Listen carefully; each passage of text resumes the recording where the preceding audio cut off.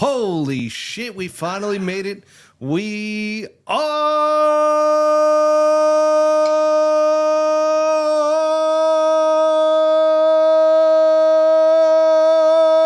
live, everybody. Woo. If I wasn't out of breath before, I sure the hell am now. That was My impressive. goodness gracious. Whoo, what an absolute start to this episode. Getting on here just a few minutes late. Just a few, you know. I mean, shit. Got Glenny here. We got Butsy. I mean, shoot, the audience is just starting to chime in. You know, we got Trot Golfer here another week. And you know how it is. Whenever it starts this way, it's always a massive show. It really is. Massive. Like, you think of our best shows, Botsy, it's when I'm running around at the last effing minute. We've got tech issues going on everywhere. And all of a sudden, we just hammer it out.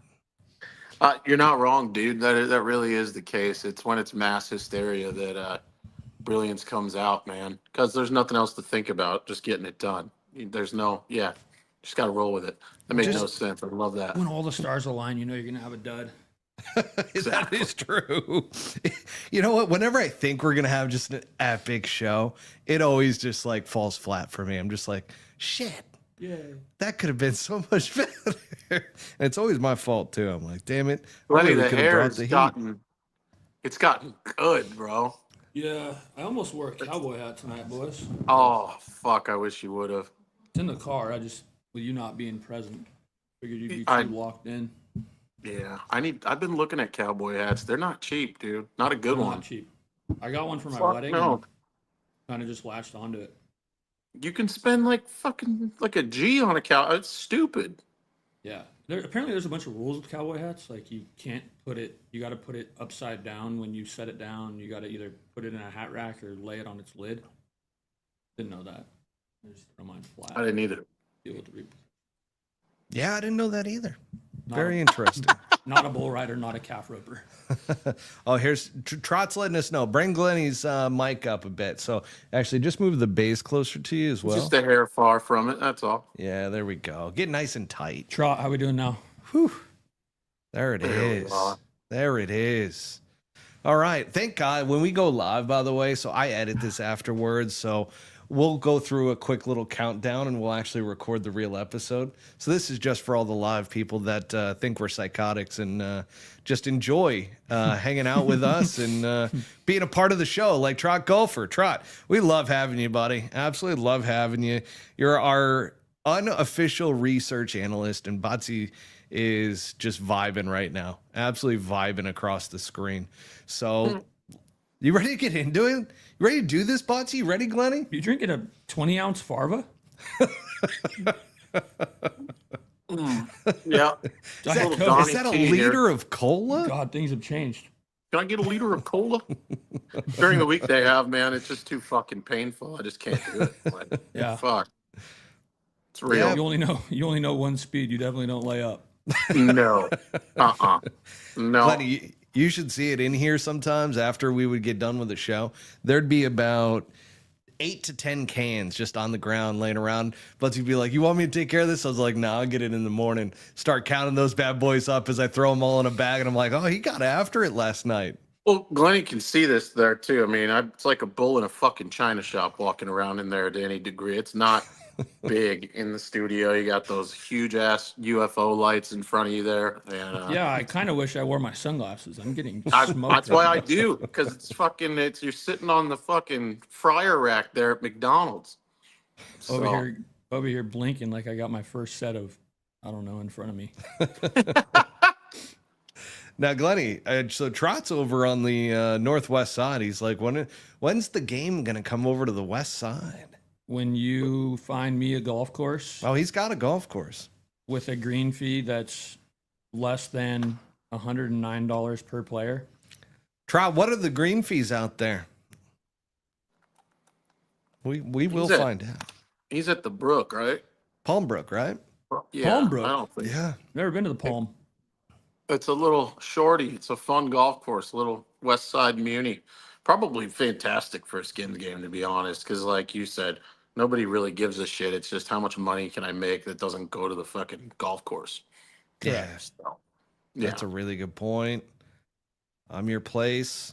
For Glenn, we can work it out. Love wow, that. how about that? All I'm right. gonna have to come out for a little sight lap there, Trot. Yeah. How about it? All right. I think it's time. We're going to get into the episode. So here we go. And actually, before we do, Brian Shane is joining us as well. Good evening, gentlemen. How about Billy Ho? Oh, we'll be getting into that. I know, Glenny, you didn't see the TGL tonight. Butsy for sure did not see the TGL. I'm the only one that watches it. So we'll get into it. I'll do the recap. It actually was pretty damn good. Yeah, let's get started. In 3, 2, 1.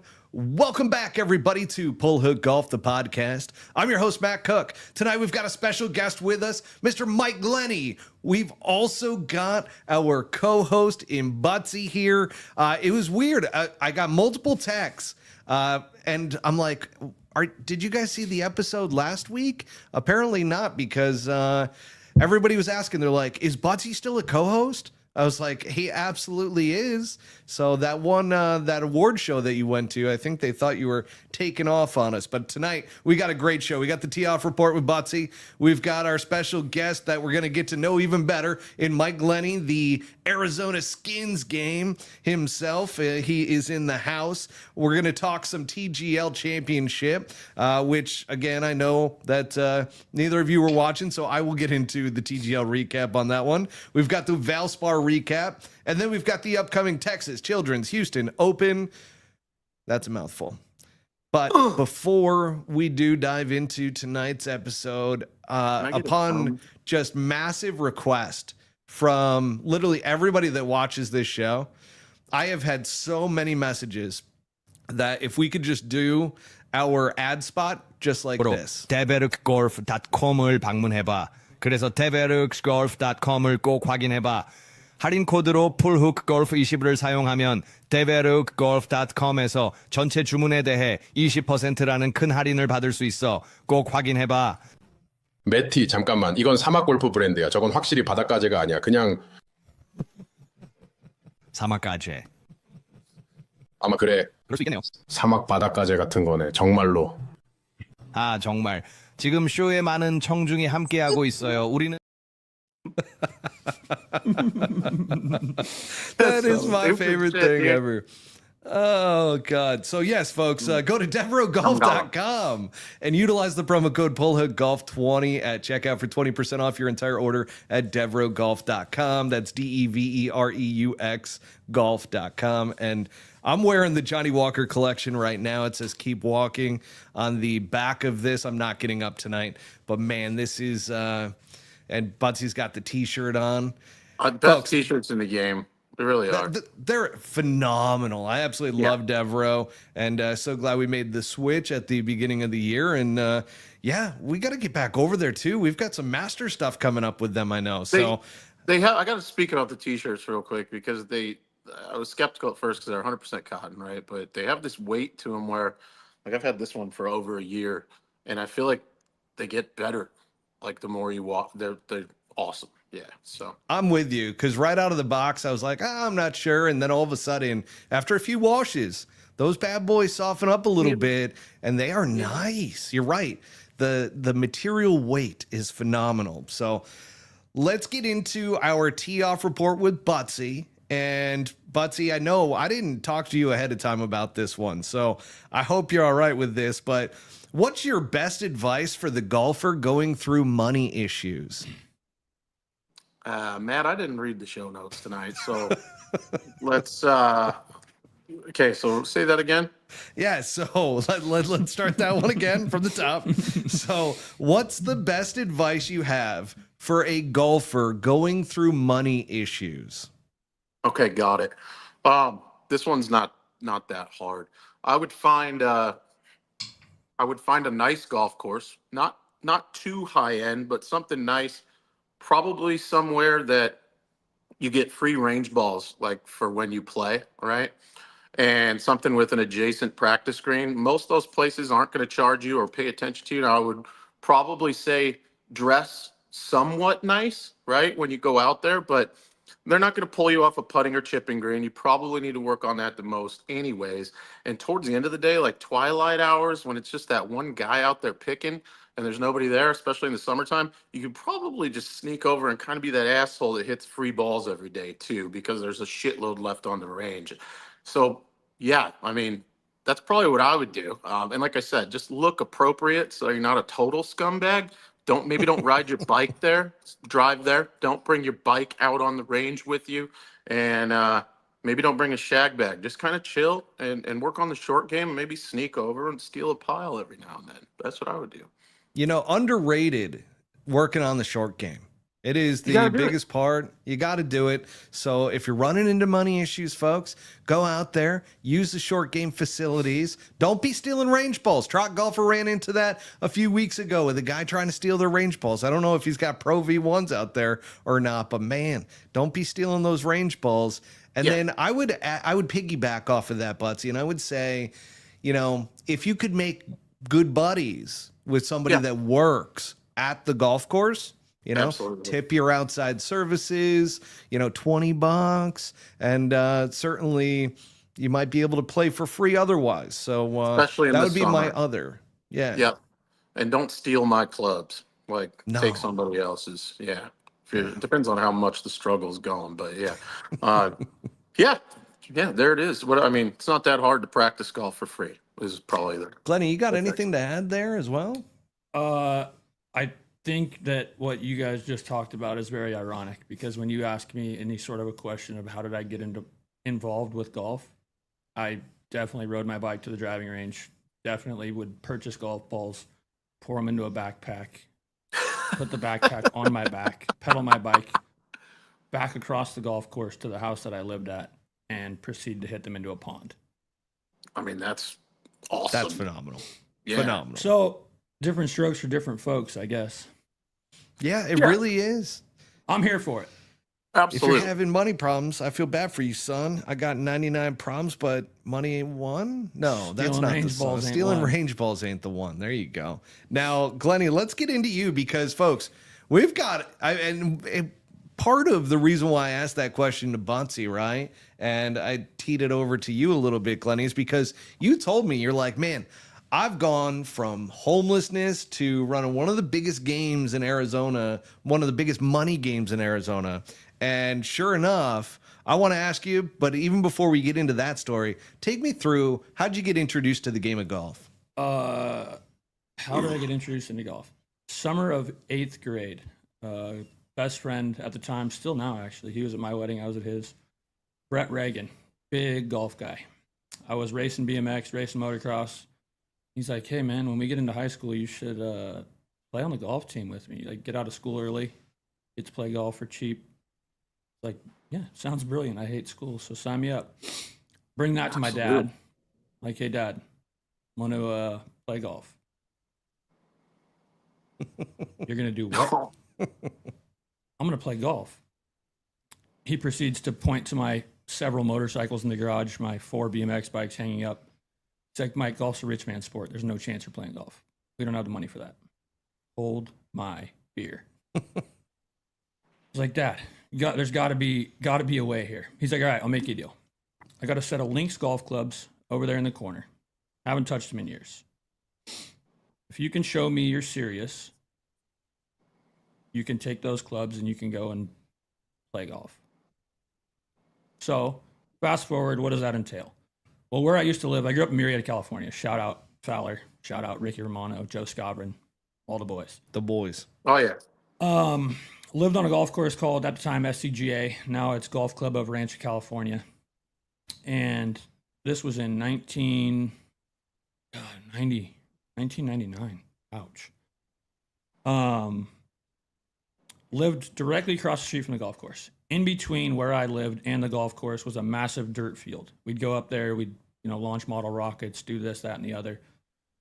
So my dad, my dad's a man after Butsy's heart. 47 Coors Lights in Saturday afternoon with his buddies and some model rockets and some other debauchery. He's like, hey, see that rock in the middle of the pond out there? You hit that rock with a golf ball. I'll give you my clubs. You can go try out for the high school team. Spent every day for the next probably 2 months. I'd get on my 20-inch bicycle. I'd pedal a mile to the golf course. I'd give them my $2 for my junior large bucket. I'd pour the large bucket into my backpack. I'd zip it shut. I'd pedal home, drop my bike off, go up on top of the hill. Mind you, I have no idea how to hit a golf ball at this point. No idea. Just pick it up, try to make contact, make the ball fly. Yeah. Yeah. So I would get down on the ground and I would take the dirt and scoop some dirt up, make a little tee, throw the ball on the tee and just start sending it. Started with I don't remember what club, but obviously found out real quick the one with the G on it's probably not going to go, 204. The one with the P is going to go a little further, and then 9 and the 8 and the 7 and the 6. And literally wasted my life away out there. And one day the stars aligned. Smoked a rock. Pops passed over the set of 1991 Lynx golf clubs with a Lynx staff bag that was all white. Oh, Have at it. I'm like, all right, cool. So now we're freshman year. Tryouts are coming around. I'm starting to roll to the range with the boys, and everyone's looking at my shit like, dude, what is this? What do you have? My dad gave them to me. So I get to talking with the crew, and they're like, dude, these clubs are older than my grandpa, and they ain't it.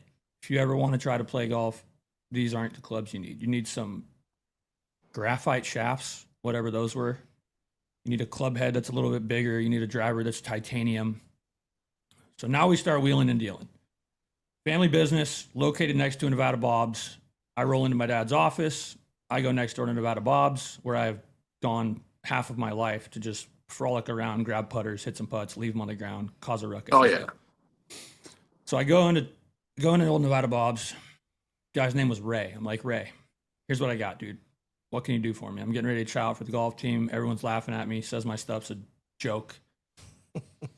He's like, go over there to that used club area and have a look, see if you find anything. So I go over there, dial up a set of tailor-made burners with a tie bubble shafts. the bubble shaft. Bubble shafts. We're talking full set, wedge in there, 3 wood, 5 wood, and a driver. Big old driver, by the way. The thing was about that big at the time. So I'm like, you'll straight across. Lynx, staff bag, tailor-made bag. He's like, yeah, and then I got a bag in the back you can have. Some little shitter. Didn't have legs that stood up. I just drop it on the ground all the time. So I take the clubs, go on my merry way, start striping on the range, go out to try out for the golf team. Coach is like, yeah, great. We got a JV tryout over here at this golf course. Give it a run. Try out for the golf team, make JV, play a tournament, get on varsity, play another couple tournaments. We're off and cooking. Nice. Parents get divorced, change schools, go play golf at a different school. The rest is history, boys. Wow. Now, take us into the future a little ways and tell me about the time you were living out of a car and how you got from that point to now where you're running the biggest skins games in Arizona. Oh, God. I hope you guys got a few We're minutes. just strapping in. This one's going to be a minute. I shouldn't have spilled my drink. Eat a little ice there. So this one's good. You know what's that analogy about a woman never let, this all started with a female. Oh, no. We're not going to shout her out. She's not going to be watching this. I got a happy wife at home. We've moved on from that. But we had call it a relationship that went flaccid. And I found out some information. I was being cheated on. And which is fine. But when we broke up, You feel free. I obviously was down a lot worse than I thought I was. And I kind of went on this just downhill spiral of, it wasn't drugs, wasn't alcoholism, wasn't anything. It was just like, Sadness. I hate everybody. I'm going to do everything I can to make everybody not like me. I'm going to burn every bridge I can, and I'm going to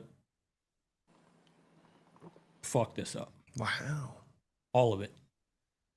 And that's what I did. One thing led to another, and it was really, I remember it like yesterday. Like, I didn't think it was that bad, right? Because I'm caught up in all the webs of lies and the borrowing of money and the borrowing from Peter to pay Paul and the manipulating this person to get shit from this person and vice versa. And one day I reached out to my youngest brother. Shout out Brock. For those of you who don't really know me, my youngest brother is a professional snowboarder. He's on the U.S. snowboard team. Is that how you know Mace? Yes. Yeah, Okay. Mason Aguirre. Wait, I know is- Mason through Brock. Is Mason the one that we played golf with? Couple weeks Boxing? ago. Yeah. Yeah. Sorry. Yeah, Cool dude. so Brock and I have always been close. He's 14 years younger than me, but we've always been, and nothing against any of my other brothers that might be out there listening. He's always been my best bud. And I reached out to him one day and got no reply. And I was like, all right, that ain't good. Because it's one thing to lose your friends, it's one thing to burn a couple bridges, but when your family starts to go, there's probably an issue there. Yep. So Yep. here we are. No phone, no car, no money, no job, no friends, no family, nowhere to live. Tie them shoes tight because that's all you got, player. So that's what we did.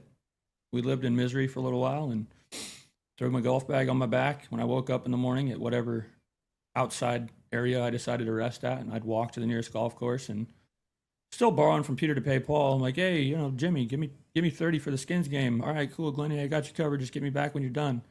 Go out there, shoot my 63, make an eagle, 6 birdies, get a couple skins, throw those in my pocket, and then disappear off into the wherever I was going to go with $181 in my pocket, to which $10,000 of it was owed to other people. But at the time, we didn't care. Right. Hang on. I got to stop you for a second. That's pretty damn cool that you didn't have a car, but you still owned your golf clubs. Married to the game, bro. Dude's just walking around with his golf clubs, just fucking. Did you use them as a pillow? No, No, absolutely not. I didn't use them as a pillow. I couldn't risk breaking a shaft. There was no chance I was going to be able to pay for it. That's insane. So when did that all of a sudden start kicking into the right direction for you? Okay, so here's where that was the rising action. This is the climax. One of my other good buddies, a guy by the name of AJ Scherstrom, worked for GoPro for a long time. Now he does Cobra Pumas. He's like their creative guy. Yeah, I've heard the name. Hits me up one day out of the blue. He's like, hey, lady reached out to me from this course called Cross Creek up in my hometown. Wants me to come up and shoot some photos and some drone footage. They're going to use it for their social media. She said, hey, bring a buddy. We'll trade you out for some free rounds of golf. Perfect. Let me know if you're interested. I'm like, yeah, sign me up. So roll up there, meet this girl. She gives us a cart. And we're like, hey, you should come out with us. It'd probably look better than just one, having 2 of us hitting golf shots and congregating and doing our thing rather than just one person. So she comes out, she hangs out with us. We laugh, we giggle, we hit shots, we do our thing, we leave. Week goes by, that same girl, see her again at a golf course where a skins game was that I would walk to, that there was no chance this woman that I was like, I potentially could invest a little time here was going to know that I had no friends, no family, no car, no job, no money, no nothing. So I play, she plays, she's playing with a dude. I'm like, okay, cool. She's in a relationship. That's probably for the better because I'm in no relationship with myself right now, let alone anybody else. Cook up another heater, boys. Made a little do-re mi, and I'm like, all right, there's got to be something we could do. We see light right now. If I see her again, I'm going to shoot my shot. So mind you, at this time with the whole no phone thing, I actually had a phone, but I owed Sprint 600. I owed T-Mobile 340. I owed Boost Mobile a couple $100. Every line's been disconnected. I got no service. Damn. But I could poach Wi-Fi like a madman. I was gonna say, was this when Wi-Fi was around at least? Oh, I could tell you right now, you could have You're at taken me Starbucks. anywhere within a 20-mile radius of my hometown, and I could tell you everywhere that you could pirate Wi-Fi from outside of their building. 100%. That's amazing. Jesus, what up? What up, Kyle? That's me. Give a shout out to Kyle over at Carp on Guys. All right. So I log into some Wi-Fi. I'm like, I'm gonna go on Instagram and I'm gonna see what we got cooking. Maybe she's on social media. Maybe I'll just shoot my shot. So Yeah. shoot my shot. Hey, yeah, cool. Good to hear from you. Blah, blah, blah, blah. We should play golf sometime. All right. Fast forward. Next week, skins game. I'm shooting my shot. If I win some money, I'm shooting my shot. Win a little cash, shoot my shot. I'm like, let's go to the movies. Mind you, I absolutely hate the movies. Hate them.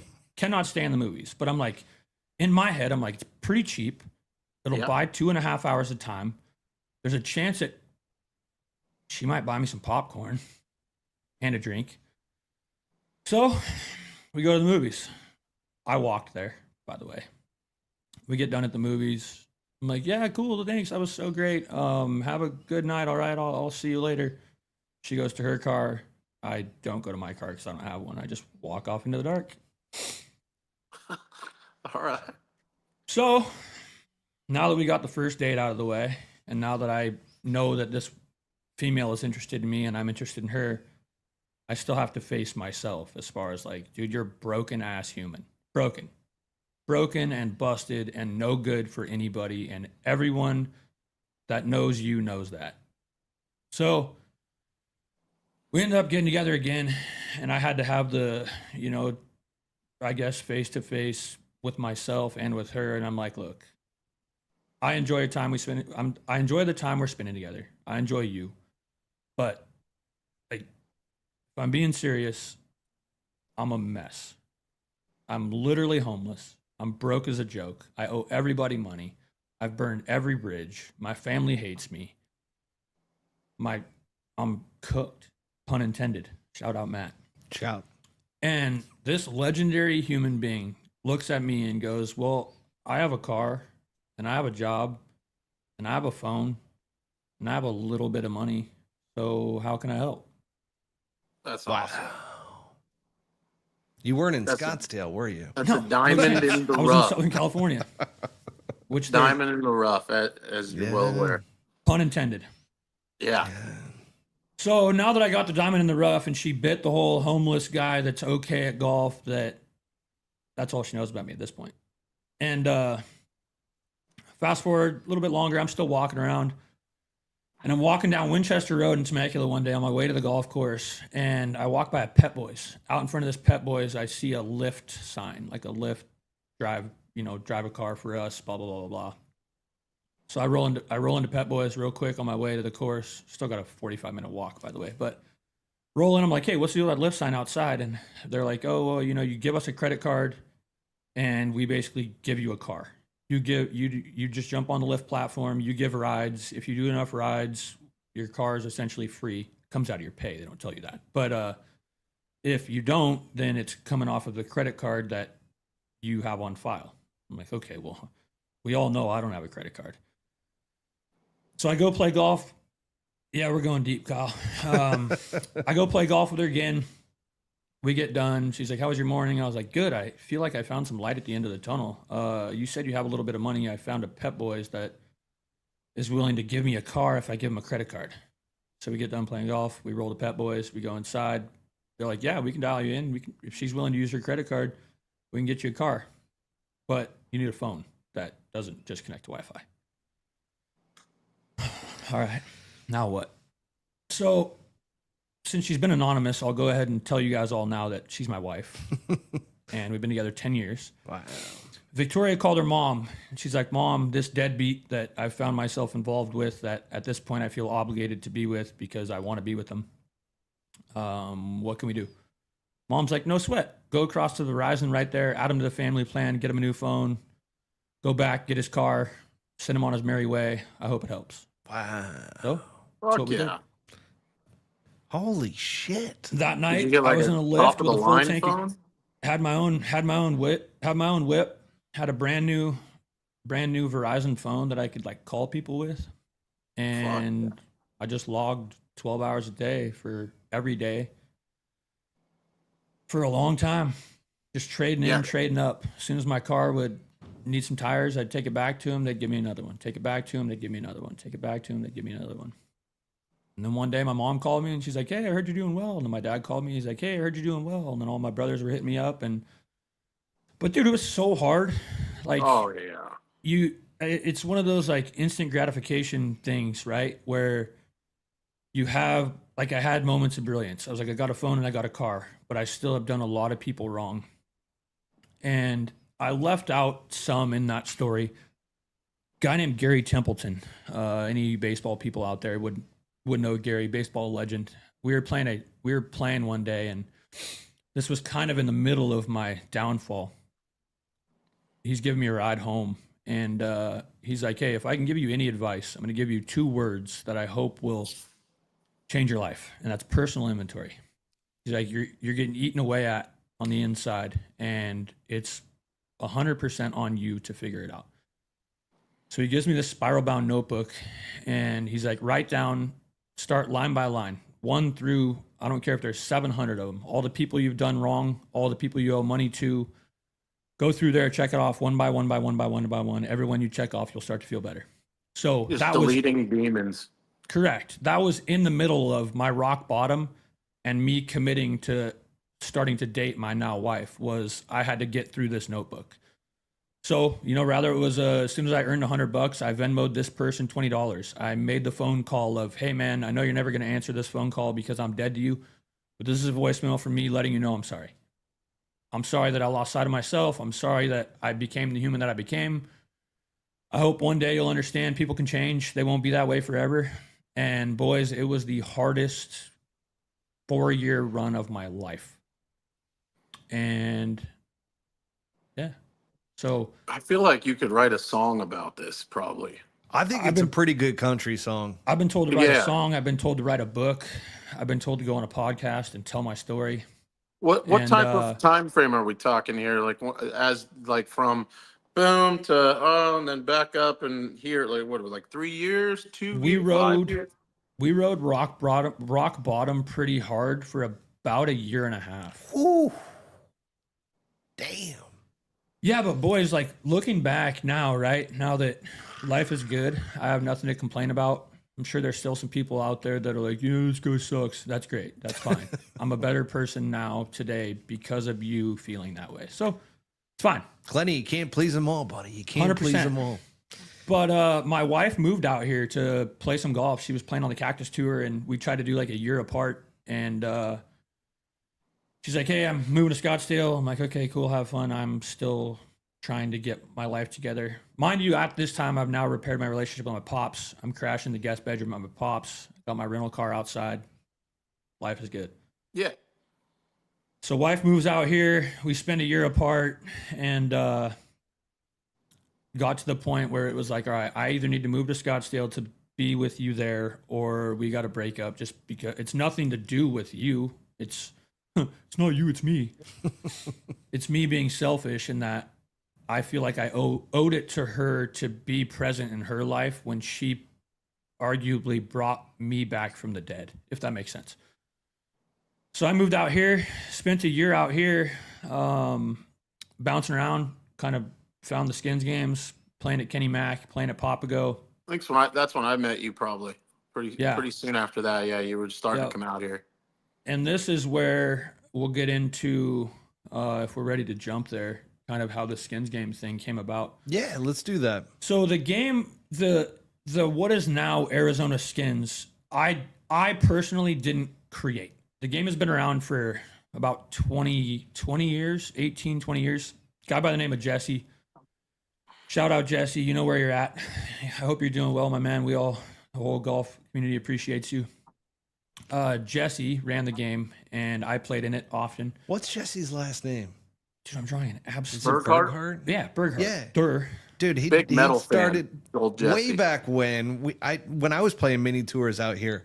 I played alongside him in a few rounds, and he ended up starting up a mini tour called the Mini Tour that literally only lasted a couple events. I feel like Mike, I'm going to give you a compliment here, man. And just like your wife probably saw in you, dude, just like when I first met you, anybody out there that's hating on you or you wronged in the past, you got kind of a genuine nature about you that definitely resonates with me.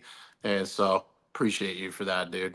So Yeah, think I a lot of appreciate you people- guys. And, I mean, and honestly, yeah, I just hope a couple people that are listening to this, or if this ever gets out to anybody, if you're down bad, just believe in yourself. Never give up. Like, life is so damn hard. And Yeah. you're going to get your shit kicked in a lot more than you're going to want to. But you surround yourself with the right people. You believe in yourself. You continue to move forward, put one foot in front of the other. Life can change. Life can Yeah. change. yeah. It's funny how those lifelines just kind of pop up out of fucking the blue sky though, right? Like, and it's Yeah. probably because you're not giving up. So Yeah. that's, Yeah. You're not giving up. And it was kind of refreshing because I mean, with my my wife Victoria, like her parents have been married her whole life, and both my parents have been divorced on multiple occasions. I got brothers from other mothers, which I wouldn't trade for anything. I got sisters from other mothers, which I wouldn't trade for anything. But growing up, like people ask me where's home, like Murrieta, California. I spent the most of my time there. But yeah. like, dude, the amount of floors I slept on, the amount of couches I slept on, the amount of apartments my mom had, the amount of grandparents, the amount of everywhere all the time, never knowing really where home was. I think a lot of that like helped with me trying to come back from the dead because it kind of instilled that dog in me, that whole like fight or flight. Like, what's for dinner tonight? I'm not sure. Mayonnaise and mustard sandwiches. That's actually a true thing. Like my mom was down bad when I was little, and my brother and I would just smack mayonnaise and mustard sandwiches. And now thinking back to it, I'm like, dude, there is literally, I don't think there's any nutritional value in a mayonnaise and mustard sandwich. None. No. None. Like I probably would have been better off just eating handfuls of sand.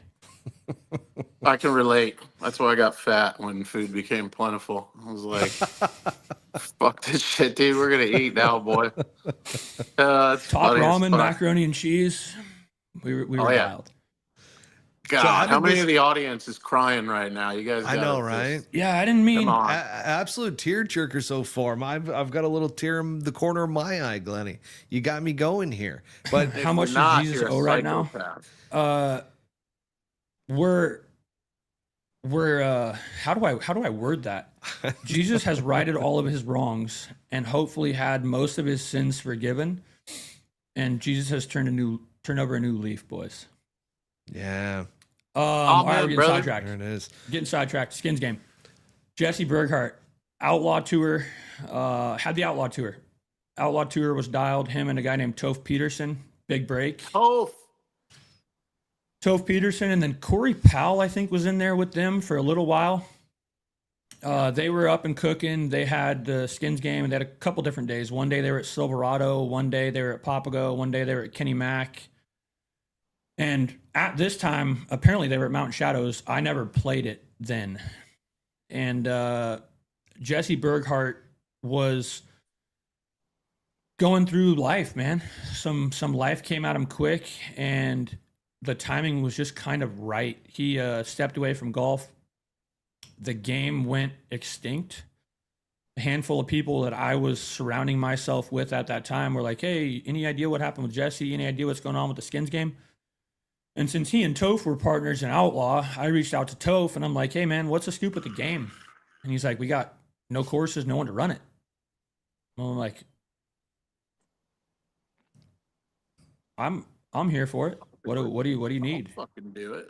Yeah, what do I need to do? He's like, oh, we just got to negotiate a rate with the course, and we got to do this, and we got to do that, and Skins game, gross, first five, final five, birdie streak, baseball, a couple side games. Did they turn over like an email list to you or anything to like reach out to all the boys, or did you kind of know everybody by then? No, we've never been an email list crew. We've always been just raw. It's underground, baby. Yeah, here's where we play. If you want to play, call the shop, book a time. Please put your first and last names on your goddamn scorecard so I know who you are. Budsy, do you realize that we did that 2 Wednesdays ago? I saw the post from you. I go, oh fuck, we were one of those groups. I just put Butsy on there. I mean, he knows that. Josh, Matt, Josh, Matt, Mike. Very, very, very rare names. There's not very many of us. I felt bad when I saw that Instagram story that you posted. You were not happy, dude. It's hard, man, because I have to play devil's advocate, right? Like you get all these people in my DMs that are like, oh, DQ them, just throw their card away, DQ them.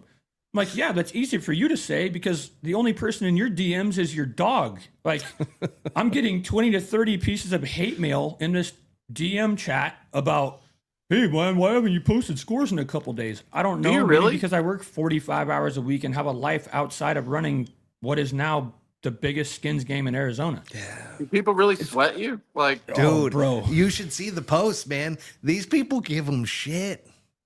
It's crazy. I'm gonna come over to your house one night. We're gonna We're gonna crack open a bottle of whiskey. We're gonna cook a couple steaks with our life partners, and we're gonna just go through DMs. Dude, this sounds and awesome. hopefully respond. We might live stream it. That's a great idea. We should live stream It's a all watch the party. chats, and we should just create responses as an entire all these- live stream show. All these people that think they're out here just in hiding, you're gonna be exposed. Yeah. Oh, that's what we're all about. Oh, I love that. Absolutely love that. Damn, we're that's gonna crazy. I didn't realize. I mean, I can understand like I would even think I've texted you and said, "Hey, anything on the game last night? I made some birdies," but not like I don't give a fuck what some other group did if they put their name on like whatever. And I get it, right? You're paying money. You wanna see how you did. You want to know if you're gonna make a life changing amount of money. You're not, and you're not. And a lot of times it's the guy that made $0.00. That's like, hey, did my birdie on 3-hole up? No, sir. I'm sorry, I did not. But I hope you'll make a 1 next time you play. Oh, And we're dude, forever that's the grateful worst. that you though. come out and support us.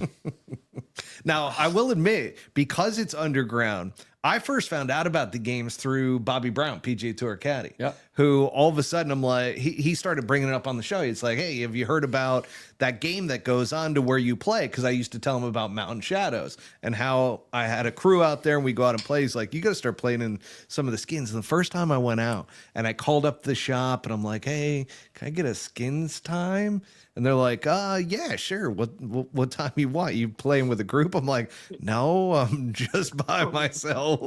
I'm And new. so coming into the shop, like I've been around golf a long time. Like I was a little intimidated coming in there all of a sudden, like, who do I give my money to?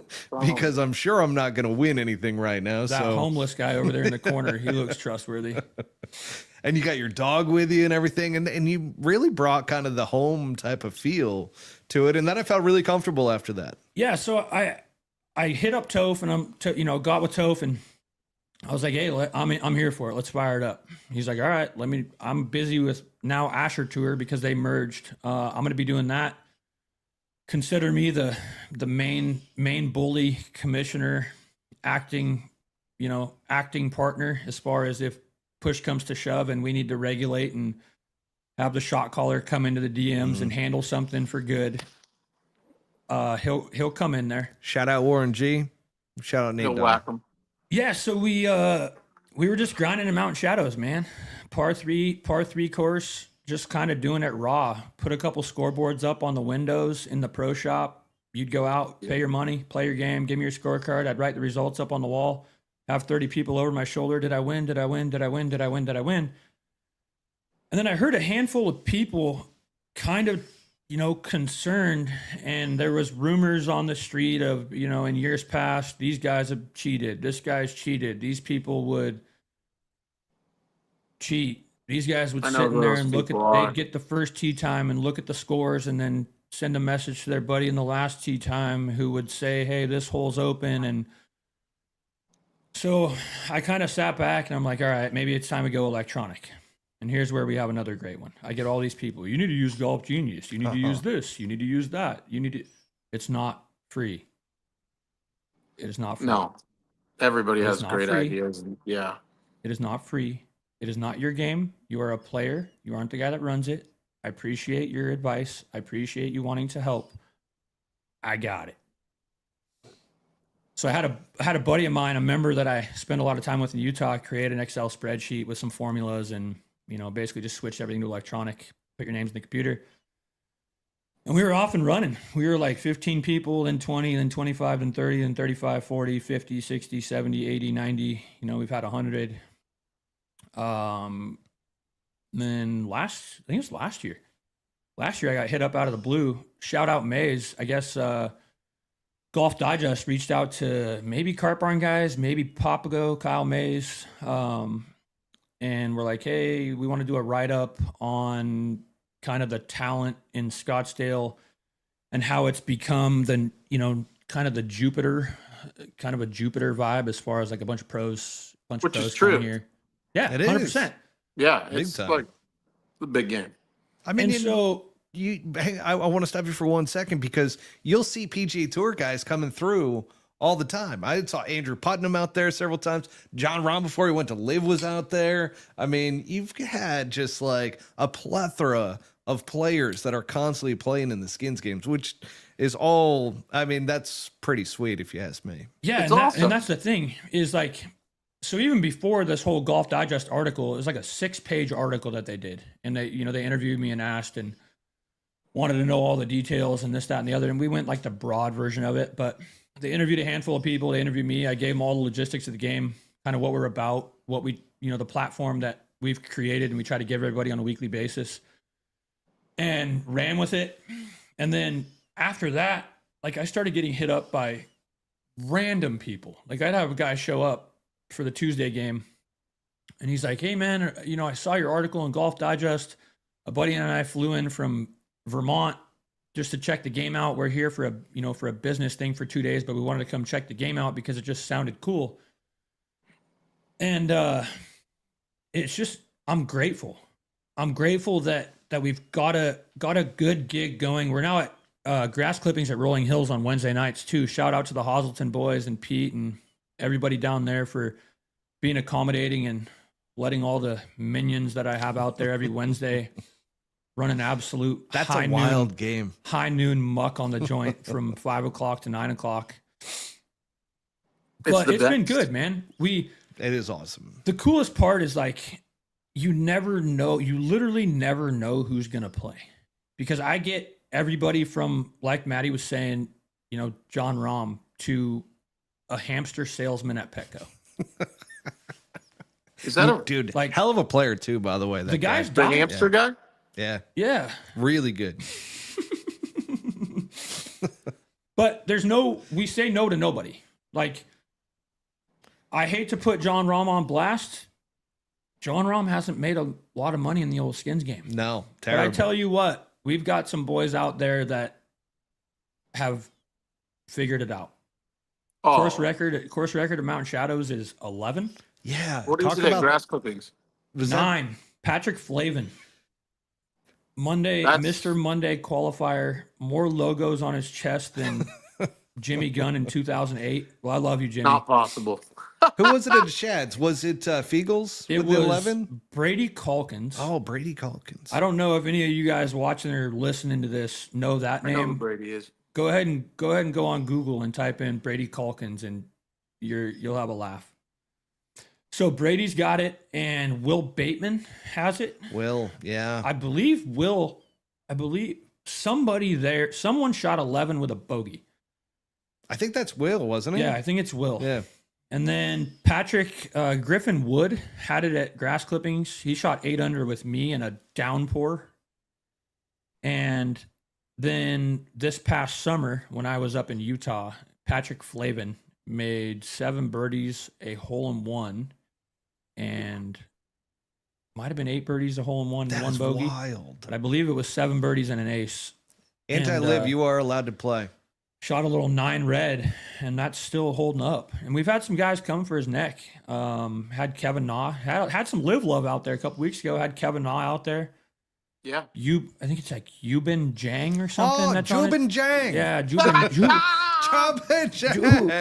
Jubin Jang. He goosh. God, I'm having PTSD from when I was in China. Tell you what. Or that Korean script we read earlier. Yeah, I'm a big fan of. Well, we're not. I don't think we're gonna go here, boys.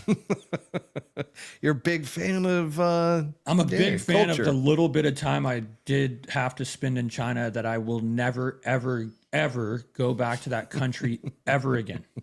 Ever. Oh, I'd love to get into that later. Yeah. That sounds amazing. We'll circle back. I Yeah. smuggled my Yeah. way into Canada, and I spent a handful of weeks in China, and the whole time I was there, life's hard in China, boys. How'd you get from Canada to Were China? you That's in a the long landing trip. gear? Like, what did we do? What? Were you in the landing gear? Was it one of those deals? Like, No. No. So we're getting it mixed up. I went to China legally, but I did fly there on a plane by myself to go caddy for a buddy that was over there.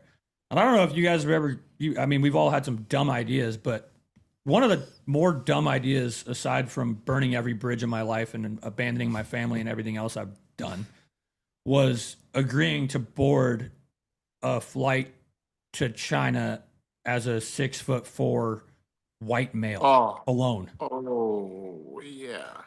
Yeah, so I'm like, Yeah. yeah, sure, dude, sounds good. I'll go to LA to the Chinese consulate and get my visa and get my passport and get my this and get my that and book my flight and get on a plane and fly to China and not know anything. Get to China, I'm like, oh, my phone doesn't work. No shit, you're in a third world country. Oh, my debit card doesn't work. Yeah, there's no Wells Fargo in China. Oh, this McDonald's menu is not in English. Yeah, strange. Oh, I ate bacon and it made me shit everywhere. Yeah, it's not bacon. Oh, I drank orange juice and I'm sick. Yeah, it's not orange juice. Oh, I've been here for a week and I'm sick and I've been sick every day. And I mean, Butsy, I don't know what direction we go on this podcast. I don't want to get too into detail because we can I go think- down a rabbit hole. But I China's think interesting, that man. you've opened it up. I think you've opened the door to where I think we're immersed in your story to where, I love the China story already, and I want to know Have you more ever about heard it. the phrase shitting through the eye of a needle? Yeah, no, I've done that myself I've more I frequently. did it, and I did it so poorly in China that I thought I was going to die. And you're even more rugged now though because of it, right? Like, But dude, it was weird because I had no idea. I just went to the continental breakfast at the hotel the first morning I was there, and I'm like, oh yeah, bacon, eggs, orange juice sounds great. Have a little bacon, have a little eggs, have a little orange juice. Dude, the fear of God went through my internals. It was like, think spontaneous combustion, but instantaneously. well, I mean, when And- it sounds like the neighborhood dog pound in the back, you probably got something to worry about, right? Like, there's Yeah. meows and there's pet cats. They're not pets though. That's Yeah, food. I mean, I'm 100% certain the amount of time I spent there. I ate dog, I ate cat, I ate goat, I probably ate hamster, and whatever else I ate. People, who knows? The one thing I will give that country is their golf courses are absolutely pure. Really? As pure gets. Yeah, dude, we played this golf course called Hidden Tiger. My geography in China is not very good. It's a big place. But this course was built on a private island for China's elite. And the only way you get there is via boat. So like we're posted up at this Crown Plaza. You go down the steps from the Crown Plaza, get on this little, think of like a dinghy, but like the fancy Chinese version of a dinghy with 20 other guys from the tour. Dinghy whips you across this massive lake, pulls you up to a dock. You get off this dock. There's people there that grab your clubs. You roll in, you check in. They're like, yeah, cool. There's a PGA Tour China event here. You guys are playing here the next 5 days. Practice rounds start today. Fuck yeah, that sounds great. Sounds pretty mint. Do Yeah, they so do the golf- glizzies at the turn? Like, what are they doing? Do they have? You might want to stay away from glizzies. They don't if the do bacon's glizzies bad. at the turn. They do dizzies at the turn. It's dog meat. Oh, But they do have. It's shaped into a hot dog type thing. Literally, no pun intended. If I'm being 100% honest with you, I can't say I ate a glizzy in China. I know I wanted spaghetti, and it came out as like a dessert type thing, like But you're sweeter just than splash shitting yourself every day. It sounds like. correct.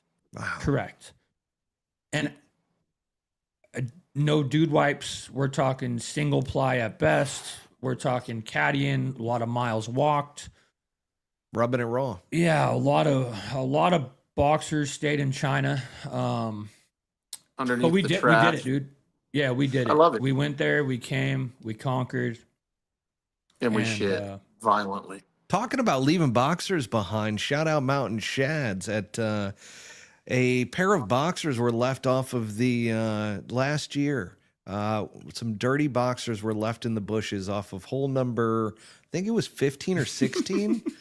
I've done that. They were never recovered. They were buried by the staff underneath some leaves. So You left boxers there. no. Oh, they were just No, there. No, they were, I- no. I did we that. we went past, and Yeah. somebody had a tough time out there, and just let it rip and left those boxers behind. We believe it might have been from a Skins game.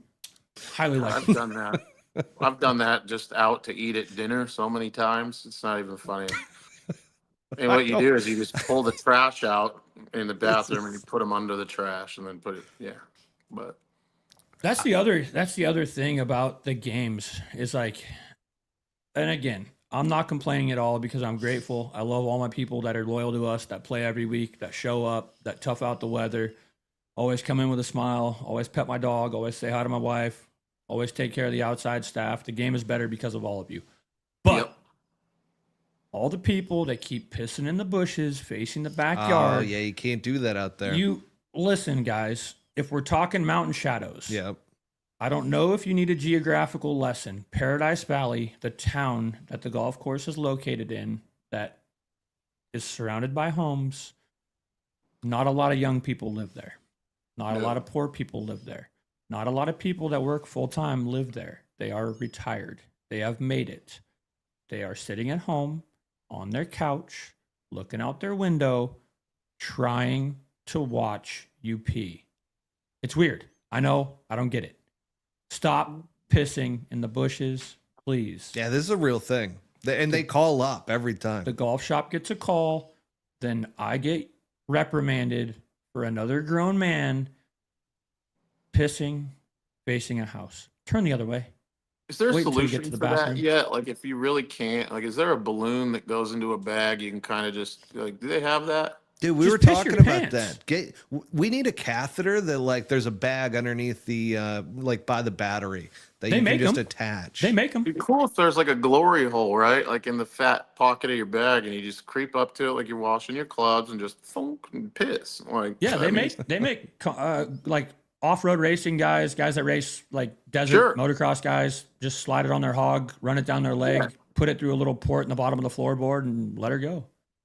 There you go. But it's really not that hard. Yeah. It's not. No, And I think Yeah. we just prepared them though.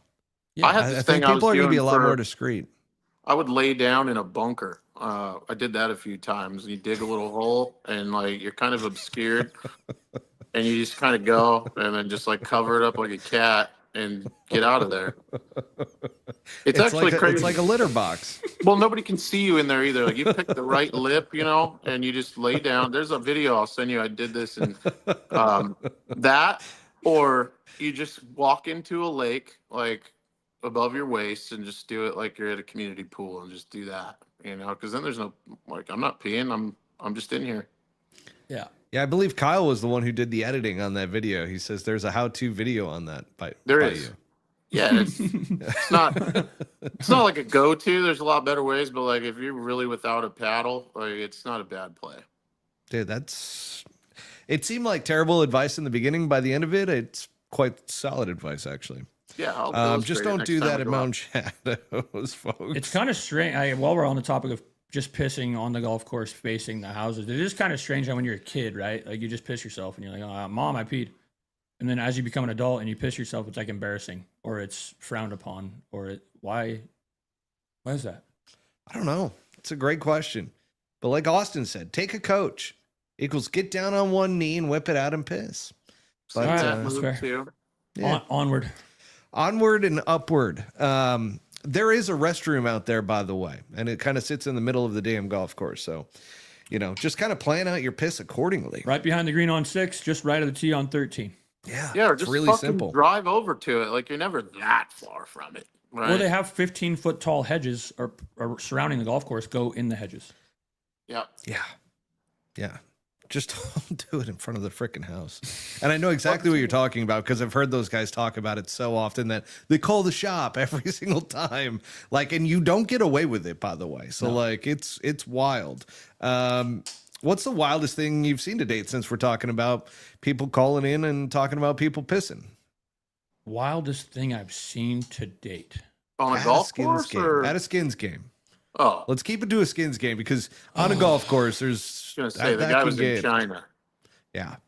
I mean, knock on wood, we don't have any I haven't had any fist fights or any of that kind of shit. I've had some guys yell at each other, just Sure.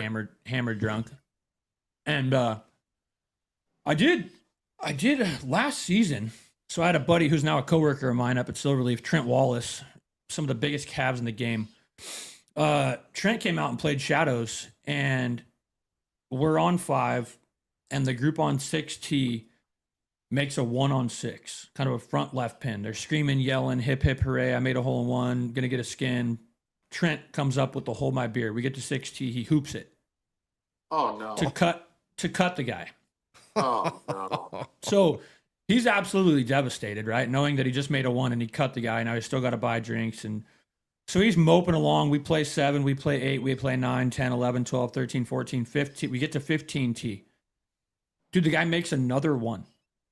He made 2 1s, same round, 6 and 15. 15 ended up being a skin, which, That's fucking crazy. yeah. And that's another thing, is the amount of people that hit me up. They're like, dude, how bad do people cheat? There's a hole in one at your game at Mountain Shadows almost every single Tuesday. The average hole is 112 yards. There's a lot of good players. Like that shit. There's a not lot of gonna good happen. players. You have 40 of my players that either play on a tour, have status on a tour, are a PGA Tour winner, are a major champion, are a mini tour legend, have a handicap below plus 2.7777, and And they if got a you wedge in give their hand. 40, if you give 40 plus people 18 wedge shots times 4 people in a group times you get where I'm going with this. One of them's probably going to go in the hole. Yeah. No doubt. Yeah. So if you think there's cheating, there's not cheating. And if there is cheating, I'll find out. And if I find out, you ain't coming back. Have you had to kick people out? I haven't had to. Yeah, I Kinda. haven't had to like literally go and grab you by your teat and be like, "Hey, sir, it's time for you to vacate the premises." I've had to. There's just some miserable people, man, and it's again yeah. it's sad. It's sad, right? Because I've been there. I've been a miserable person. I know what it's like to all I would want to do is just bring people down. And you don't see the Yes. greater good in anything. And you think everyone has malicious intentions. And you think everyone, oh, how come Glenny doesn't post the skins amounts on the Instagram results? Is he trying to hide something? No, I'm not. I'm not. I don't post them because I don't know if Matt Cook wants Josh Butler and Mike Glennie to know how much money he just made for his skin for his own safety. I don't want to. Or to I know, don't need. or to know that he was out there even. Yeah. Correct. I don't need Right. people. I don't know. I see a lot of different people on Tuesday and a lot of different people on Wednesday. I don't know what those people's stories are. I don't know who's ducking out of work. I don't know who's Exactly. borderline going through a divorce that told his wife he's going to get carrot cake for his stepkid, when in reality he's going to drink 8 high noons and play golf, and then he makes a 1 and then he makes money for it. I don't It's need. nobody's business. It's what nobody's happened. business. Yeah. If you need to fuck know, off. send me a DM. I'll send you a picture of the money bag. You can count it out yourself and you'll know just exactly how much that person made. Or better yet, come play yourself. It's really ironic. The people that are always talking shit are the ones that don't play. Really? Or they are the ones that play and the ones that have never, ever made a penny and all they do is just complain. Ignorant. Luckily, people, I don't have very many of those. But at the same time, the people that complain that I end up talking with other people about, they're like, yeah, they've been that way for a long time. So just, Yeah. we're better off without them. Yeah. There Yes, you go. sir. So shout out to the 99.79% of my players that are absolute gems. I appreciate you guys. Arizona golf is better because of you guys. Your golf games are better because of you guys. I hope you enjoy playing. We wouldn't be who we are without you. Used to see this guy. He'd come out and play, but now he works too much. And Yeah. good old Butsy over here. He's got a real job too. It fucking sucks. But It does. yeah, Someday, Butsy, we'll be back out there. Someday. I'm gonna get out there on Wednesdays more, man.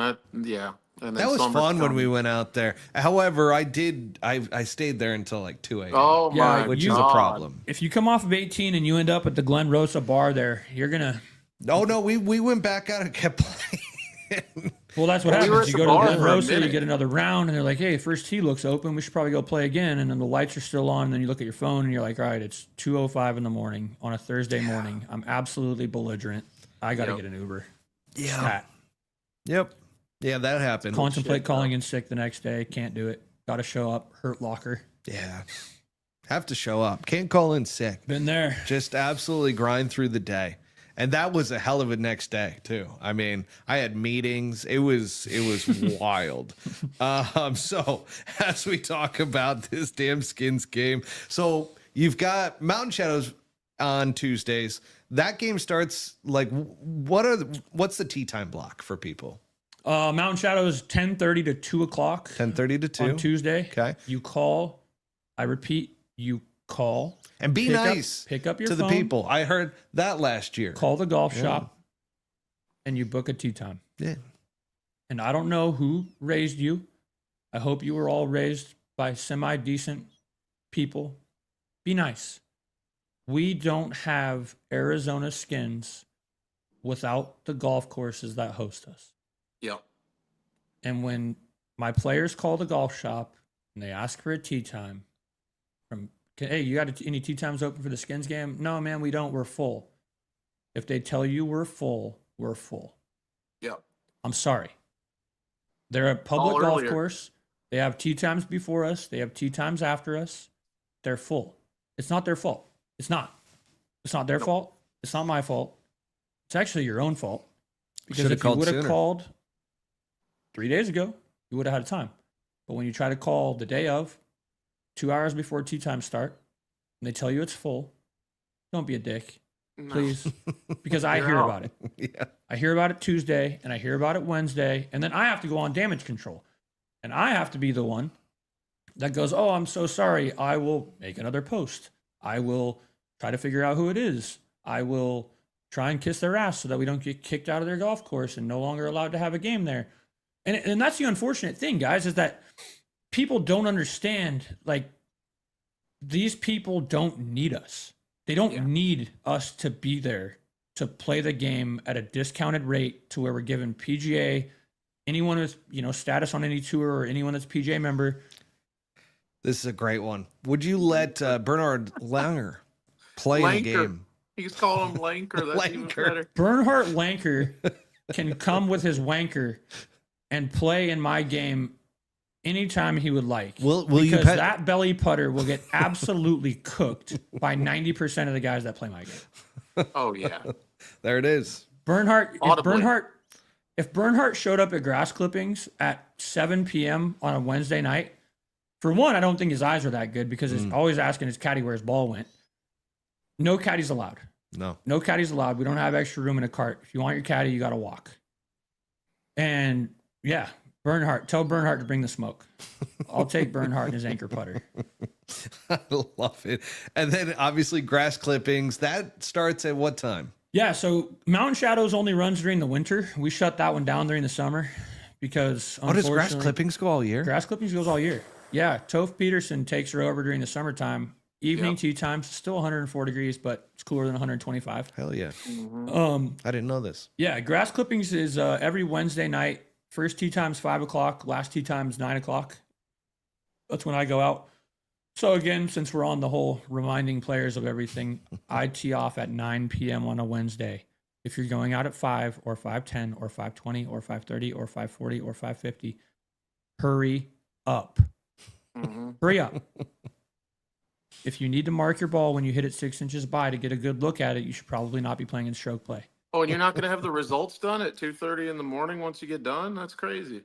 Yeah. Hey, by the way, do you know if my birdie held on 14? Stand by. Let me go through these 46 scorecards that I have, and I'll be right back with you. You should Normally just tell birdies everybody don't that turn asks into a you- skid. Hey, what about 1 under on final 5? Do you think that's getting paid? Hey, me and my baseball partner shot 7 under. You should start replying to every single person that asks and just auto reply, it's looking really good right now. And just say that. Butsy, we got to do a live stream where we go through some of these DMs. Oh, Oh absolutely. my God. It's looking really good right now. This would be so hilarious. This could be the week. Now you guys got me. Now you guys got me curious. Yeah. Well, I bet they after a few weeks of that, they'll stop asking. I'm gonna go over here. You guys. Do you have guys go anything ahead. from today? Actually, Um, this is a great chance to get into the TGL recap. Here we go. Oh, we already All right, found no one. naming names. He's gonna know who he is if he hears this. If I had a hole in one in my birdie streak, does that count? There's an argument. There's a debate. We got 992 people listening right now. So we have a game called Birdie Streak. It's most birdies in a row, winner take all, unless there's a tie, and then you split that lump sum of money up divided by how many there are. Yeah, hole in one Sit. counts, dumbass. If you go birdie, hole in one, birdie, birdie, There's 978 people watching or listening right now. Does that count?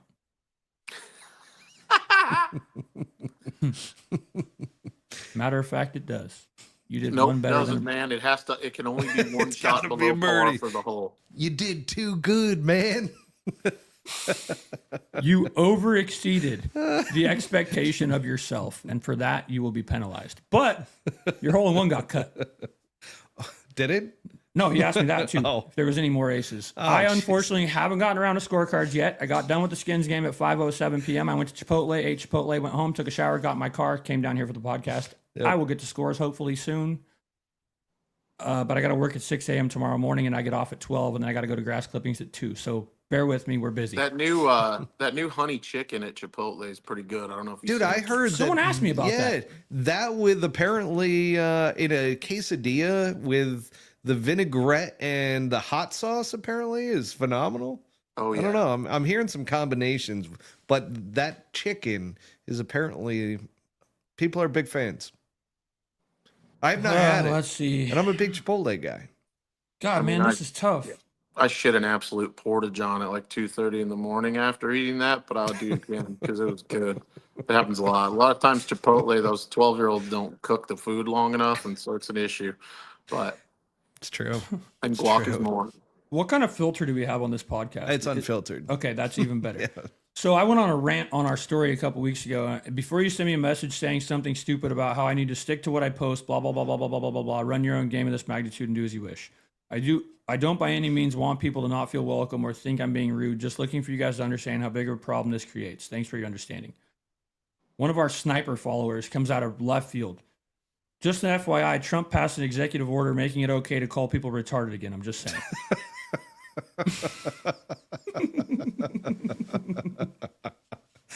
Dude, Glenny's got some DMs, dude. Oh, So we need a full episode on that. yeah. Oh, God, man. Here we go. Executive. So I post results. Hey, Mike, I'm pretty sure so-and-so and I shot 6 under last Wednesday at grass clippings. Results have been up for a week. Sorry, not to be a pain. Yeah, man, not a pain at all. Let me just go ahead and look back on that from a week ago. Fast forward, that was a scorecard with no last names on it. Oh, you hate and to maybe see some it. initials. And those ones are tough to figure out who you and your partner are when we just don't have that.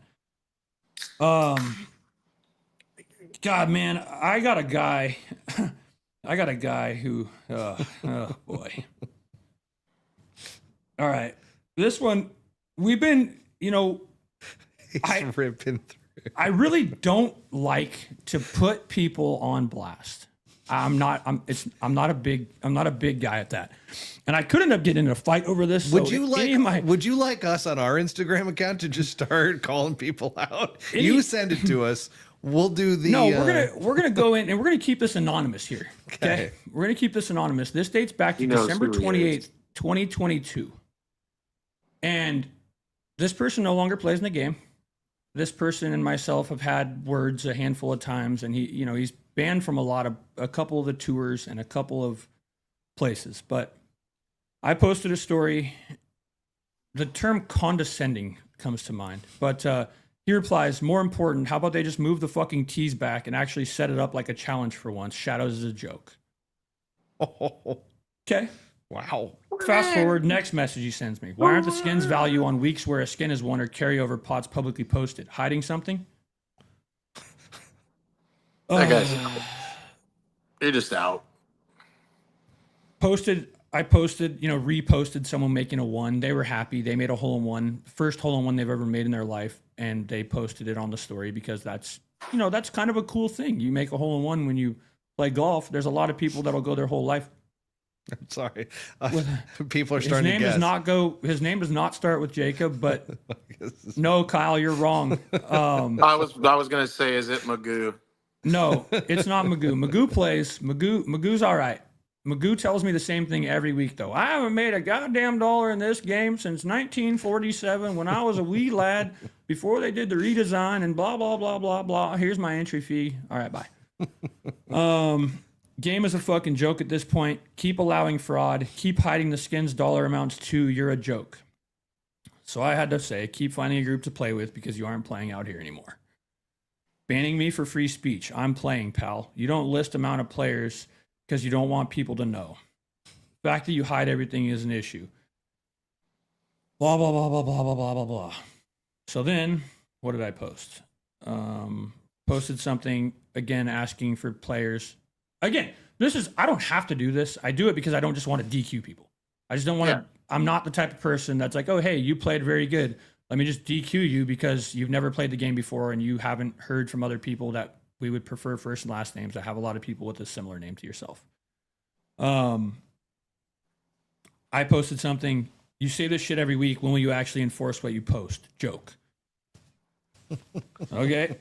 Dude, you get some real hate. If people see birdies winning skins for hundreds of dollars when their score would have cut it, they will start listening to what you say. Empty threats from you all the time don't work. Okay.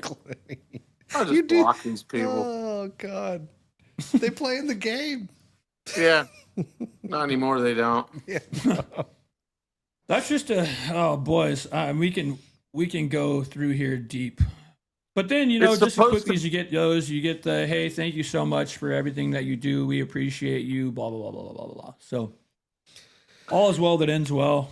You get the occasional dickhead. I'm gonna make sure just to send you some love throughout the day. I just lost my goddamn mouse. I'm gonna go ahead. You guys do a little talking for a second. Okay. I just I'm think gonna, I think that there's some guys out there that are stressed out playing that game. I think there's guys that they're part of their livelihood. They might be riding on that game, and I would imagine that some of that angst comes from that. Like, there's probably people that it's fun, but it's like, they didn't make money, they couldn't afford to play in it. It's fucking really a source. I don't know. I'm just speculating, but and that's fine. Take it from the guy who runs the game, who knows what it's like to You lose get everything that, and but- play on borrowed money. Yeah. That ain't it, boys. Yeah, you still no. gotta have. It's supposed to be like a community, and everybody has. If you're dignity. cashing in the piggy bank to Yeah. come up with a 30 sack to buy into a skins game, you will not win a skin. Yes. I promise. Yeah. You're going to go, oh, please kick left, rock, right, water. Game over. It's like You're a going guy to you hit see into at a the bunker, casino. downslope, fried egg, good 6. You should have saved the 20 you used for stroke play because you're now 5 over through 2. Yeah. It's I not think gonna that's work. usually me after 2. I'm It's telling you about right 5 now, over. you can't. The universe remains undefeated. I'm not a Yeah. bit. We're not going the spiritual. We're not going the all the stars align route tonight. That'll get way too deep down a rabbit hole. But what I will tell you, based off of life experience, when I started to do the right thing, and when I started to wrong my rights, and when I started to try to treat people how they would realistically be treated if I wasn't a piece of shit, your ball will start to bounce the way you want it to bounce. Clean living. The green light you need to get you to your meeting on time will stay green. It's the a cop good running metaphor radar- for life. The Yeah. cop Yeah. running radar, when you go by doing 90 and a 60, won't have his radar gun on. The guy behind you doing 73 that just did somebody dirty is going to get absolutely smoked and be paying your ticket. I promise. That's I've facts. lived it. I've done it. It ain't it. No, gotta be good. Gotta try to be good. Do good, be good. Ball will do good things. Do bad, be bad. You're going to lose it. I That think left ass this that you book, took off the driving range at Silverleaf that says practice on it that you use your Sharpie yeah, marker don't with do to that. color out the practice is going to be gone. Don't do that. Gone. I did that. I did that as a joke. Oh, you and, did. Not Yeah, not like to legitimately like steal the ball. It was like when that little thing was going around where how will they know? They'll never know. Remember people putting that on Instagram videos and shit? Yep. I literally did that out at Desert Mountain. I Yep. made a video and then I threw the ball back in the range. And So like, I happened to be there Yeah. working at Desert Mountain when Yeah. he did this. I didn't know who he was. And he tells me this story years later. And I'm like, holy shit, that was It was you. like a huge thing. Oh my God, there were 3 pros that came running in going, Oh. there's a guy out there absolutely stealing golf balls from the Oh range. my God. I got Some people guy I named hadn't heard from Butsy. in years reaching out to me like, dude, you like they couldn't. It was like an opportunity for him. You piece of shit, like you stealing balls, and I was like, oh my God, it was a fucking joke video, dude. Like Kyle can attest to this. He was there. It was fucking the funniest thing ever. Yeah. That's it. Oh God, that's too funny. Yeah. So you guys want to talk some golf real quick? As long as it's not TGL. It's TGL. No, it's TGL. I got one line on it. No, I'm just Relax. kidding, dude. Relax. TGL. It was the championship this week. Atlanta Drive versus New York Golf Club. Billy Ho, big putt, Dude. double breaker, down the hill, stones. Fucking A. Look at this guy. Helicopters his putter into an electronic sign, Yeah. throws his hat down. Congratulations. Says I've done this is something. my house. This is my house. This is the biggest thing I have on my resume in the last couple of years. Oh. What major does this get me into? Yep. I thought you guys, when you were talking Billy Ho, I thought it was like the lefty shot he hit. Like that was going to be the. No, we're talking No. about his TGL putt, man. To win the championship. Double breaker, down the hill. Billy Ho. So yeah, Atlanta Drive won. Oh, I can't believe I fully took you as you don't watch it. I don't watch it. While you were getting all this stuff ready, I opened up Instagram and the first thing that popped up was Billy Ho I was making like, a I don't slider. think Mike Butsy was is about like- to lose his shit. He's like, God damn it, people are actually watching this thing. No, No, not a. I would have not been a- like, everything I think I know about this guy is wrong. Holy No, shit. not a TGL guy. I've logged a total of about 6 minutes watching TGL, and that's scrolling through memes on Instagram. which I keep telling everybody, man, that is the brilliance of the TGL. People want to keep saying that it's a waste of money. There's a better way of doing this, blah, blah, blah. But it is a social media creator. Like it's just, they play in this little indoor setup and all this social media content gets created by it. Wait, Well, it hold, fills truck the void. golfer. He won $9 million. What?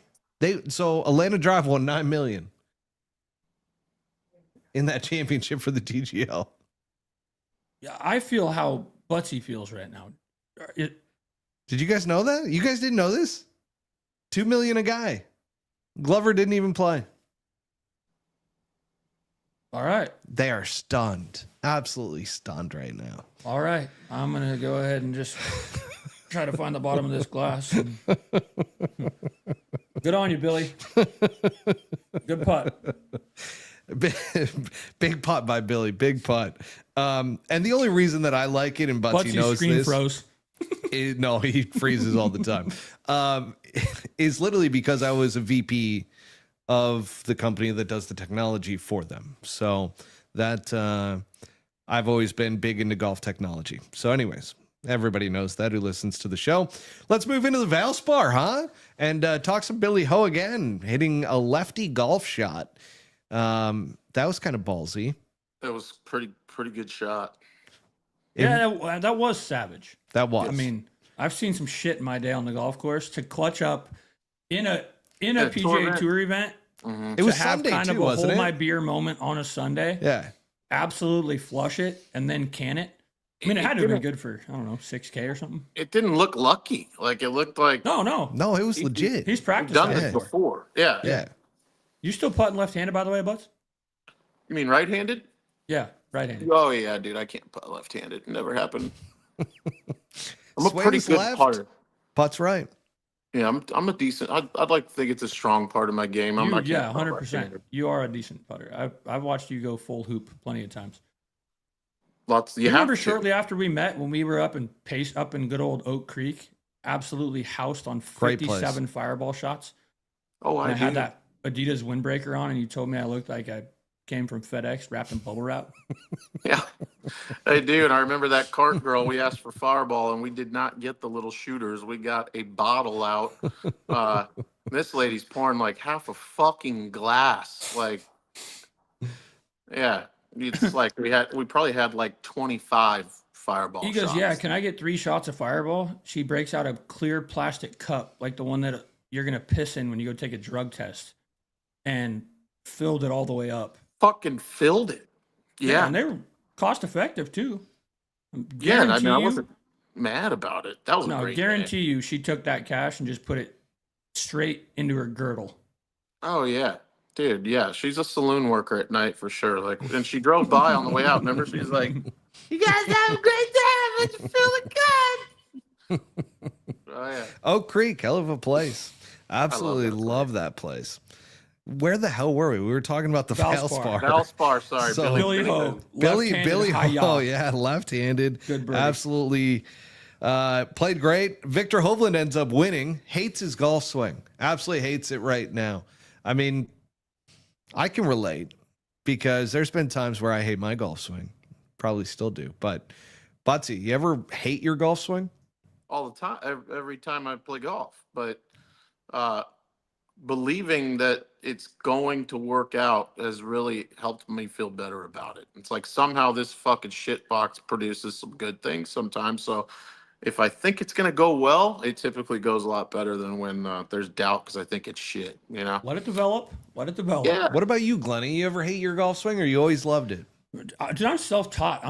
I just literally am like one of the probably lowest expectation players that plays at a You got a gorgeous pretty- golf swing, though. pretty I mean, you're decent a man. level. I'm a big timing guy. Pick Yeah, it you're a straight man up, of the lag. pick it straight up, drop her a little bit in, swing about 14 left, 7 down. Sometimes it cuts, sometimes it's left going left. And when it's left going left all night or all day, we don't got it. That's called a But- pull hook, my friend. No, it doesn't Cross hook. Just pull between, straight. like- Just pull. Pull straight. Oh, pull It's straight. like got rid of the hooks. Furyk and Layman put together, kind of. Love that. I kind of look a little bit like both of them too. Yeah, I can see Broke it. my nose enough times. If I turn sideways, I got a Hey, you Furyk, got I got it. a Furyk beak on me. I broke You got mine that 3 fucking times. I toucan can- thing. Yeah. Yeah, Yeah. little toucan-y, gets sunburnt more than anything else on my face. Yeah, it is what it Jim. is. Yeah, the bridge Jim is a little Furyk. red. It's a little Jim red. Furyk looks like he sleeps in a nest at night. You're not wrong. He sleeps in a very warm nest at night because Big. his financial advisor has probably got Jim Furyk to a point where he'll be all right. For many eons to come, and those Yeah. that came He after can him. Yeah, he for can sure. own a zoo full of toucans. With Yep. yeah, he'll be all right. JT thought he was in form, looked great, looked like he ended up getting up to a 3-shot lead Sunday before Victor Hovland made his birdie putt to cut it down to 2. And then JT faded a little bit at the end. But Victor ends up coming through with the victory. He very much so is a dangerous player, especially if he doesn't like his golf swing right now and doesn't think that it's fundamentally correct or in form, and yet he's able to win at the goddamn Valspar, which that is a tough golf course that they're playing in some wind too. What do you think in terms of Hovland? You think he's going to have a solid year this year, even though he's pretty down on himself? I think this week will give him a little bit of self-belief in that what he's doing, he now will probably be able to. I mean, you guys, we're all golfers here. We know that whole, like, we're making a little bit of a change. We can commit to it on the range, or, TGL, we can send her into a screen all night long and All night. hope that algorithm's got it flying straight. But little self-belief goes a long way. I think he'll put that in his back pocket, and when he gets to number 10 at Augusta, 6 back, he might have a chance. Yeah. Yeah, I mean, I like 5 or it. 6 more putts go in a round, and bad shots. I'm a nobody remembers. Hovland fan. I appreciate the guy that always looks cooked when he's playing. He really Some does. of his college photos, man, are hilarious. But he went miscut, and then ends up winning the Valspar. JT, though, JT's somebody you got to look out for, man. He's starting to get into form. He's gotten over the fact that the first year of having a child, and now he's starting to look pretty damn good. And I think he's going to be scary for the Masters this year. He's finding the new JT, Yeah. or what he is now. Yeah. Yep. Everyone goes through that, though. Yeah. Look at Oh, yeah. Rick, right? Yeah. Rick's only focus has, for a lot of his life growing up around him and with him has been Rick. Yeah. And then he gets married, and then he has a kid, and then he has another kid. Everyone's like, "Oh, what happened to Ricky Fowler?" Dude, he got married and had a kid. Right. I don't know if you're not married or have a kid, but when you get married and you have a kid, now you have someone. Like, there's been plenty of times in my life that I've just flying by the, done whatever Mike's wanted to do, and I kind of still do that because my wife's understanding that that's how I've been since I was a baby. But like, if I'm playing on the PGA Tour and I wake up in Jupiter and I go to Bears Club, and that's my only responsibility from when I wake up to when I go to bed at night, and the only people texting me are the people that are a part of my camp that are involved with my, and not to say that Allison's not a part of his camp, but like, It's a new guy. You get one wrong text from Rachel or from my wife when I'm out on the golf course and like, hey, the dog's throwing up. What do you mean? Is he okay? Oh, you're taking him to the vet? Okay, well, now I just went from making 4 birdies in a row to my wife's taking the dog to the vet because something's wrong. So I feel a little guilty for being here. I should leave. No, I can't. It's my job. You have new shit that's now has the opportunity to have an effect on what you're doing for sure. It's that simple. Yeah, I've had those texts ruin a lot of rounds. Oh boy. Yeah, but We all same have. Spieth, Thomas, Rick, Yeah. they're all kind of understanding. Here's what it's like to be a dad. Here's what it's like to have more responsibilities than myself. Here's what it's like to play golf again. Or even just like, I'm not the young gun like player anymore. I'm this guy now, and I got to figure out how to like mature. And you probably go through years of having such an expectation if you're that hot to begin with. I mean, it's not sustainable for anybody except Tiger Woods, it seems like. So finding it again, that's why I think anybody that fucking came out and just guns blazing, they all kind of do that. Yeah. No phones on the course. Trot, are you married? Yeah. He is. Yeah, He nice actually try. is. Yeah, but and he's got a kid. 4 seconds. You can't be out on the golf course. That's bullshit. Oh my God, I did that the other day. I forgot I put it in my golf bag and my Apple Watch wasn't on. And that's in my golf bag too. Oh, I got reamed after the round. You didn't see any of my texts? Oh boy. Bro, I don't know how you play Wasn't with good. that fucking watch on like halfway through I the swing, don't. you get a I put it text in my bag now. It's too big. How Yeah. about when your phone, you guys' phone ever just like you accidentally, it somehow goes into do not disturb? Yes, No. that has happened to me before. Yeah, I put mine in do not disturb. And again, my wife's one of the coolest human beings on the face of the earth. Not insecure, at least not toward me and what I'm doing on a day to day. But gets that notification. yeah, the old go to send a text. Oh, his phone's on quiet. Let me text him again and again. I should probably try to call. Yeah, I'm do not disturbing right now. I'm not going to get that. You open your phone. You're like, holy shit! I got 27. I got 27 missed calls, 17 text messages. Everything okay? Hey, the pizza's done. Oh, all right, cool. Oh. Wow, my heart rate just spiked to 7,000 BPM. Thought somebody for died. Okay. pizza. Yeah, everything's fine. Thought there was an Okay, emergency. Cool. Now, with that said, we got the upcoming Texas Children's Houston Open this week at Memorial Park Golf Course. Great golf course out there in Houston. Par 70. It's a 7,400 yard par 70. It's a fucking bitch, dude. It is. I carried a bag there. Yes, you did. I remember that. Yeah, is Yeah. it Ben? Is his name Yeah. Ben? Yeah. Yeah. That place I did not want to be playing. Like I was like, God damn, I do not want to play here. I'm glad. You got some great insights into this place. So let's go over some betting odds. Scotty Scheffler's plus 350, Rory McIlroy's plus 650, Aaron Rye plus 2,800, Wyndham Clark plus 3,300, JJ Spawn, Jason Day, Davis Thompson, Tony Finau, Minwoo Lee, Michael Kim plus 3,500. Sung Jae Im plus 4,000, Siwoo Kim, Jacob Bridgman, Taylor Pendrith, Steven Jägermeister plus 4,500, Maverick McNeely, Sahith Theegala plus 5,000, Ben Griffin plus 5,500, Taylor Moore, Max Grazerman, Alex Smalley, Thomas Dietrich plus 6,000, Keith Mitchell, good old Cashmere Keith at plus 6,500. Let's start with you, Glenny. Who you like this week? Man, I'm a long shot guy. For one, I made a bold statement at Silverleaf. Someone asked earlier what my job is. I work at Silverleaf. Someone asked me something.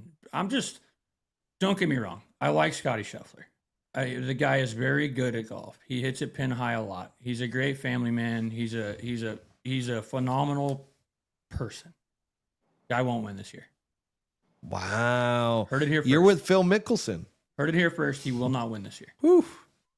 And there's 971 people that are going to absolutely casket me Whew. when he wins this week. Based on our prior conversation, though, there's a lot of sense in that.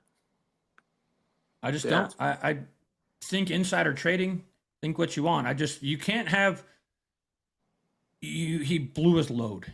He had a year of years. This year he's going to lay low. He'll finish second 19 times. Yep. He won't win. Wow. Give me someone in that like plus 4,500 category. So we I got. feel like Michael Kim. Michael Kim. Michael He's Kim's in been plus trending. 3,500. Hell of a follow on Twitter. By the Oh, way. great follow on Twitter. Yeah. Sahith Tagala. That guy. That's a solid pick this week. Sahith. Sahith. The. Hith. Think like the. Go to a gala. The Met Gala. I think it'll be somewhere. We're not going to name names. We're going to say the winner will come out of a player that is between plus 3,200 to plus 6,000. That's a good take. That's a pretty good. It's only about 47 people, so half the field. Butsy, who you like this week? What's Finau at? Finau is at plus 3,500. I think I'm gonna go Finau. Yeah. You're gonna go just Tony? based on how he played the year that I was out there, and just the golf course is somebody that hits it 320 and is not afraid to hit driver every hole and You got to and can be hit able it to straight. make a putt inside of 4 feet. Yeah, that's gonna be tough for Tony. Tony's If not he known learns for how to that. putt, yeah, that place is fucking long. Like there's 2 par 5s that are turned into par 4s. The green complexes are fucking awful. Michael Kim's good at hitting hybrids, boys. Talking about putting, I apologize to Butsy and our team when we were playing against the United boys, and I missed 2 putts from 3 feet. Would you say 3-4 feet? You didn't hit bad putts though. No, so that carried over because I played a money match once again over at Grass Clippings with my buddy Terrence Daniels and against 2 other really good golfers as well. And Terrence is a +3, so he kept me in it for the most part. And sure enough, it came back. I missed 2 3-footers during that ordeal, and we ended up having the match because of it. So I've restructured my putting stroke. Talking about putting, I am no longer an open shut putter. No more of an arc. It's more straight back, straight through, square to square. No more lab putter. Back to a ping answer, which I is see the lab putter sitting over here. It's in the corner. It's being punished. But that worked for a long time. And then, you don't play for a while and you get under some pressure. So I'm going to go with a guy who has a great putting stroke and is a bomber of the golf ball. Steven Jägermeister. I love Steven Yeager this week. He resides out there in Texas, and he is a bomber and a pretty good putter when you look at his Joseph stats. Bramlett in the field. I don't know. Jaeger's a shadows guy. He's come out to shads a handful of times. Love that.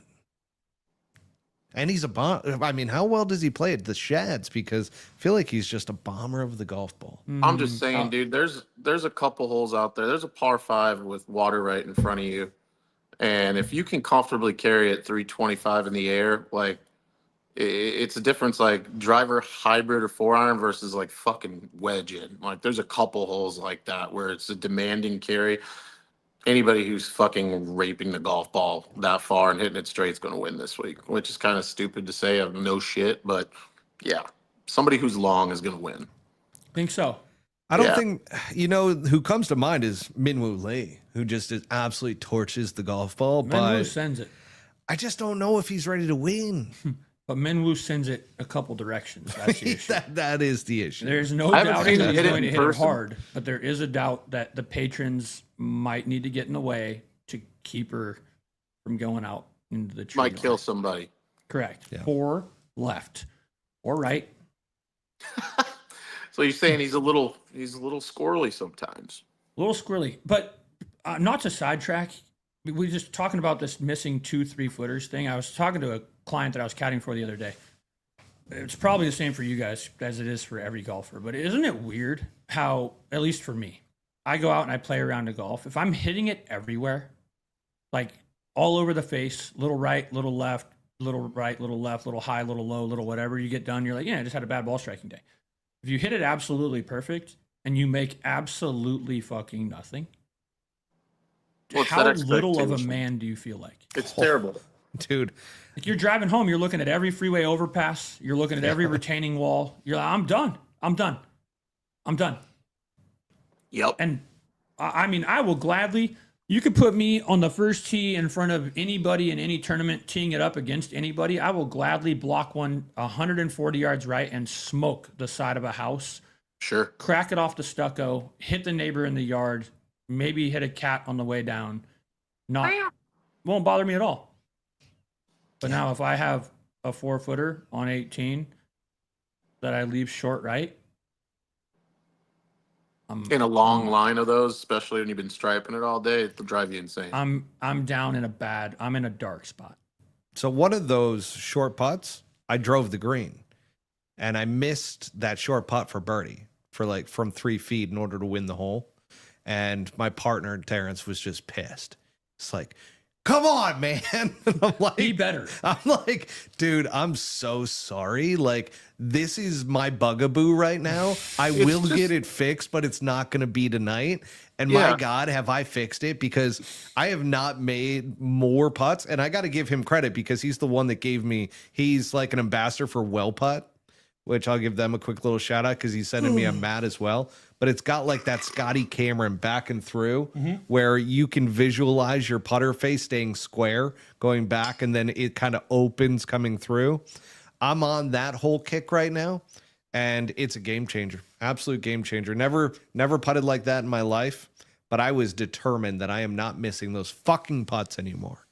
Bro, after playing with you for a while, I think the only issue you got going is just reps out there. Like, you know, when you're not playing golf regularly, you don't putt as well, and that's not fucking rocket science. Like, you're just not playing as much. And then I post on Instagram a few months back. I was like, hey, does anybody think I can get back to a +3? One of the two no's was Glenny. He's like, fuck no. Oh, you can. I was like, thanks. That's probably because I was literally, I can tell you exactly why that happened. I had just gotten home from running the game. It's probably 1:57 in the morning. I open up the Instagram. I see 6 DMs asking if their score is good or not. And I'm seeing red in the middle of the morning, having to be at work at 7:00 on Thursday. Oh, he's just fuck everybody. Can I get back to a play? No chance, dude. Sorry, no. Playing with him, knowing goddamn well he could, but I mean, shoot your shot. Yeah, dude, I loved it though. I said, I think I sent you a message back. I'm like, fire emojis. I'm like, let's go. And it was kind of ironic too because when I hit no, it said 98 to 2%, and I was like, wow, I wonder if I'm really one of only 2 people that said no. Yeah, you were. Respect. Yeah, I was like, shit, dude. Okay. I was like, I'm going to have to. And by the way, I have never played well. And I have shot several under out at Mountain Shadows, just in like playing money games with buddies and stuff. I play in these games, and for whatever reason, I shit the bed. I just absolutely cannot hack it out there. While we're on the playing good at Mountain Shadows, I had a Mike Finazzo dropped in. Oh, Finaz dropped in out of left field. And he said, will you please ask Matt about getting worked in 1-downs? Please and thank you. Yes. Oh, so, boy. No, one of their guys outside, Mark Wildison, who we call the craftiest man alive. Butsy's played with him. Oh, yeah. Butsy, how crafty is that dude on a par 3 golf course? Oh, he's the craftsman. And here's the crazy thing, Glenny. This dude should play in the game. He's got more hole-in-ones out there than I think anybody. I know. On top of that, he gets out there and he's got a stretch of holes. And I know that it's coming. So we played this game called 1-downs, which is as soon as you go 1 down, there's a press. So literally, if you start strong, you're never going to win the game because you want open units. You want there to be holes that have been won over and over again. And then at the end, you can snake somebody because you can flip the entire script if you win like 2 holes in a row or 3 holes in a row. And it happens that out there at the Shads, he does really well on 7, 8, and 9. And hole number 8 never hits the green. But this motherfucker makes more pars from off the green than I have ever seen in my goddamn life. And it will devastate you. And he's got this putter that he does, this Pennsylvania pussy popper is what we call it. And he literally pops this thing to where it has topspin. And he's made it on people so many times. So anyways, I love playing against him. We play in money games all the time. We'll be on the same team. We'll play in this money game against each other while we're on the same team. And the other team will be like, yeah, that putt's good. He's like, no, you got to putt it. His clubs We're on belong the in a same museum, team, bro. Like because- he's got museum clubs. Dude, Like he's three's got like what? What's three out there? Like 185 or some shit like that. Par three. You're thinking of four. Four. up the hill. First time I play with him, I look over. I said, "What are we hitting here?" Titleist PT 13 degree, full blown 70-yard slice, just perfect. Like that's the club. I said, "You have a 7-iron or a 6-iron?" He said, "Yeah, just not as good with that, you know." So I'm gonna hit my 37-year-old, styrofoam He's got a filled Zevo. fairway wood. So he's got He a does have a Zevo with Zevo. rails. It's a Zevo wood with rails on it, the rail design, way before its time. And we always say if he makes a hole in one with it, we'll all get Zevo tattoos. So that is an ongoing thing. It has not happened yet, but he has come close with I that hope I'm not Zevo. there for that. He normally hits it, and you wouldn't imagine that there would be enough holes out there to hit this club. He hits it like 3-4 times around. Yeah, I don't. Oh yeah. That checks out for him Yeah. for sure. So Fanaz, to answer your question there, my friend, one downs. Mark is a great challenge out there, and I love playing against him. And there's a lot of times that I do not win against Mark, and I can go out there and shoot a couple under, and yet he will beat me somehow. I don't know how he does it. Tough crowd. Yeah, tough crowd. Hey, Wow. Glenny, am I gonna, They had I'm gonna it in do the this DMs. with a wink, but am I gonna see you Sunday afternoon, maybe? 520. Aha. All right. 9. Sounds like the boys are playing. We'd like to cordially invite you to come Yeah. hither. Yeah. I got the call. There you go. That'll be fun. Have a good time. It's Then like, stay grassy. oh yeah. I gotta get some practice in, parts. God, I got the old open at the Leaf tomorrow, then grass clippings, then open the next day. A nice little 8.5-hour shift and a little loop. Then Friday I got to caddy the men's game and then close outside. And then Saturday I'm doing the same. And then Sunday I'm working. And then we're gonna go play some golf. If you want to come out, if you got an evening, I've been going over to this back 9 spot later at night. So if you want to come get some reps, dude, it's fun. What are you doing Friday? Working probably 3/4 of the day, and then Friday night. I work all day Friday. oh yeah, let's do it Friday night. Let's plan on For it. sure. Bring Tori down.